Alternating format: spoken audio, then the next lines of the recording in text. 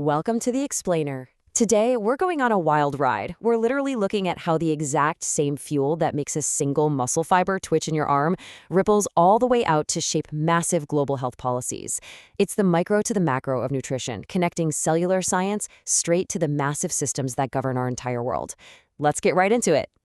So, the core question we really want to answer today is this: how does what you eat shape your body, your brain, and ultimately the world? We're going to start at the elite athletic level, move right into the intricate cognitive networks in your brain, and then zoom way out to look at the international frameworks trying to hold all of this together. Here's our roadmap for this explainer. First, fueling for peak performance. Then, avoiding the energy deficit. Third, the hidden cost of UPFs.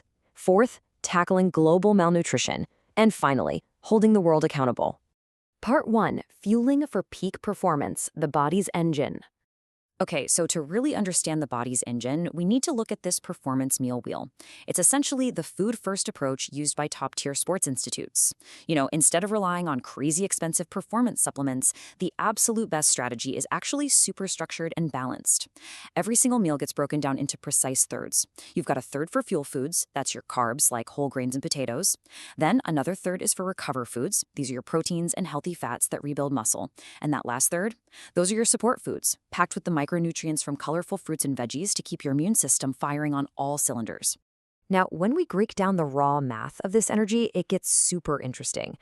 Different macronutrients fuel us at totally different rates.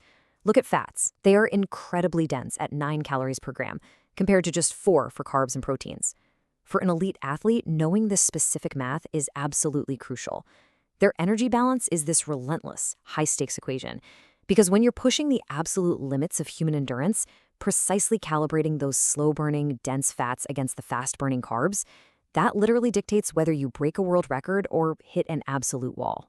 Part 2, avoiding the energy deficit when fuel runs low. Just look at the sheer physical exertion here.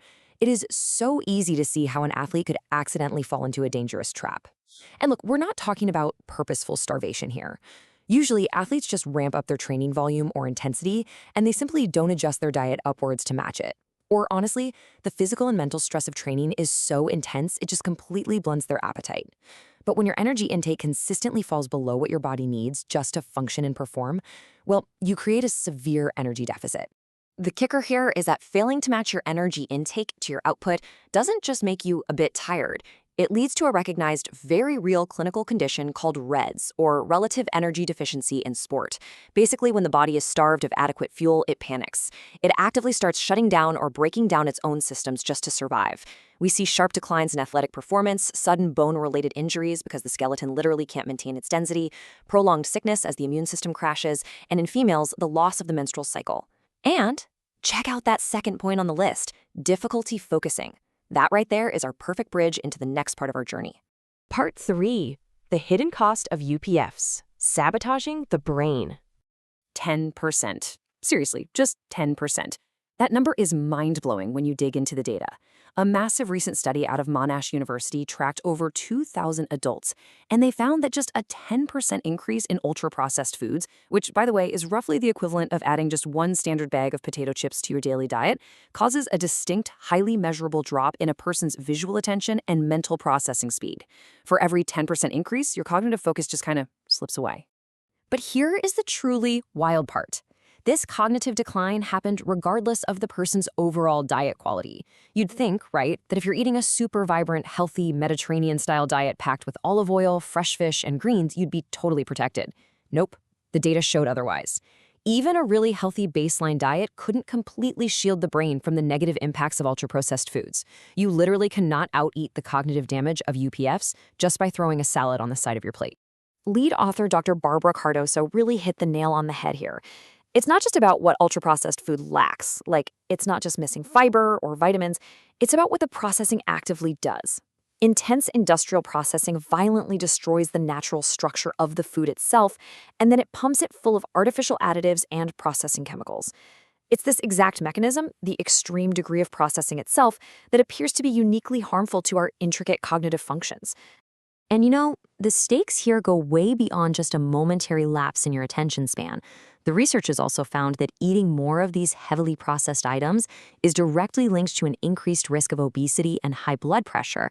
And in the medical community, those are known critical precursors to dementia. Because our attention and our focus are the foundational building blocks for learning and problem solving, an early decline in those areas due to poor diet might actually be a very real early warning sign for much broader long-term cognitive changes down the road.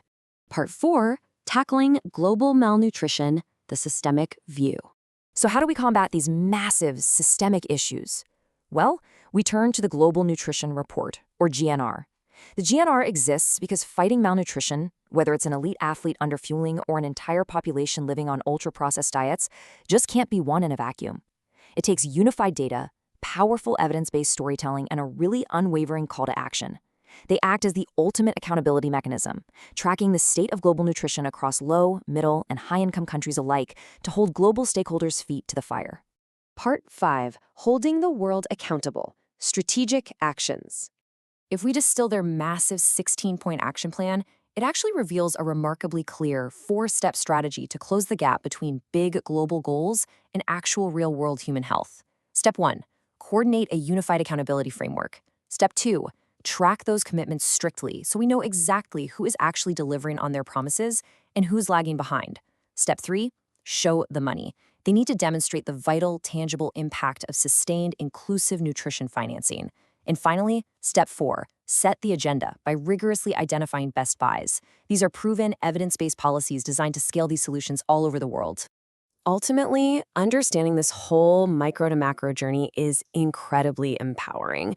We've seen how a precise balance of macros builds an elite body, how a single bag of ultra-processed chips can start fraying our cognitive focus, and how massive global frameworks are fighting to keep entire populations nourished.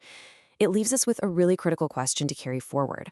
How will the choices on your plate today impact your cognitive longevity?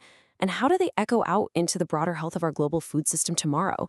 It's definitely something profound to think about the next time you sit down for a meal. Thanks for joining me on this explainer, and keep questioning what fuels you.